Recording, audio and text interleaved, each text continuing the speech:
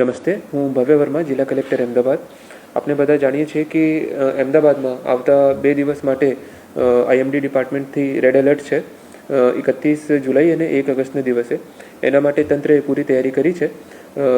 અમે લોકો બધા જો કન્સર્ન સ્ટેક હોલ્ડર્સ છે, કન્સર્ન ડિપાર્ટમેન્ટ છે, એમના સાથે આજે પણ એક મિટિંગ થઈ હતી.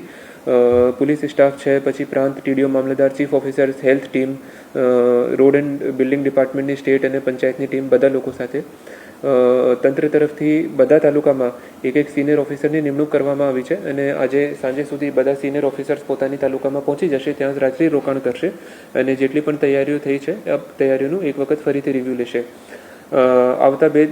આવતીકાલ માટે 31 તારીખ માટે અમદાવાદ જિલ્લાના સ્કૂલ કોલેજીસમાં રજા જાહેર કરવામાં આવી છે, સો દેટ કોઈ પણ સ્ટુડન્ટ્સને કોઈ પ્રોબ્લેમ ન થાય. એઝ ઓફ નાઉ 31 તારીખ માટે રજા જાહેર કરવામાં આવી છે અને અમે લોકો કાલ બપોર સુધી પરિસ્થિતિ જોવાના છે કે 1 તારીખનું શું એલર્ટ છે, એના પછી 1 તારીખ માટે નિર્ણય લેવામાં આવશે.